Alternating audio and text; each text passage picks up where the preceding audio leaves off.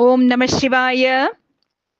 தானம், யாகம், நீதி முதலிய நற்செய்கைகள் இல்லாத அரசனை அவனது ஆட்சியில் உள்ளவர்கள் பலரும் நிந்தித்து அவமானப்படுத்துவார்கள்.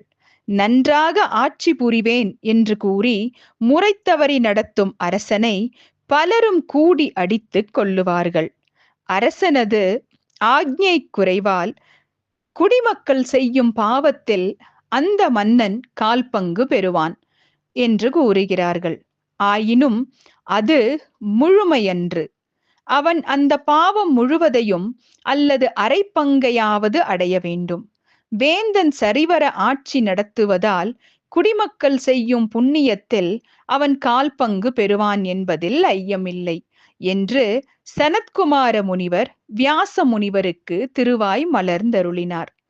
பிதுர்களும் தேவர்களும் வேதியர்களும் அதித்திகளுமாகிய இவர்களை அன்னத்தால் ஆனந்திக்கச் செய்பவன் அளவற்ற புண்ணியத்தை அடைவான்.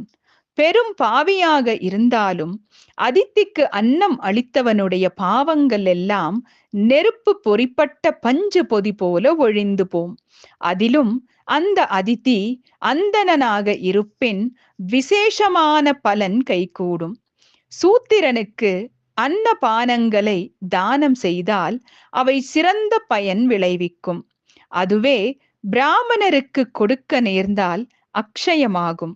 ஆதரவற்று வந்த அதித்தியை குலம் கோத்திரம் விசாரியாமல் அந்த அதித்திக்கு அன்னதானம் செய்ய வேண்டும்.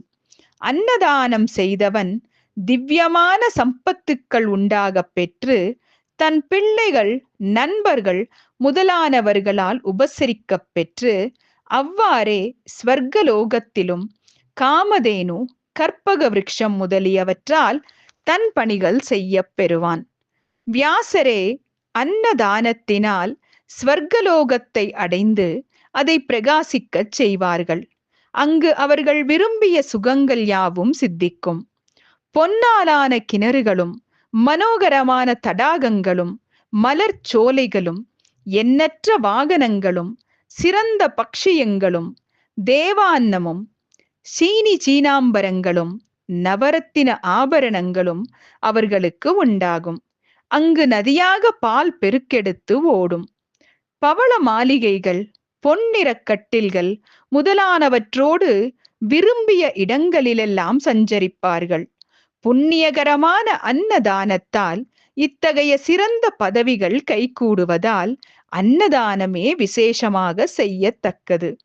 சிரார்த்த காலத்தில் நல்லவனான வேதியனுக்கு பக்தியோடு அன்னதானம் செய்தவன் தன் பிதுர்களை குறைவற்ற பதவியில் நிறுத்துவான்.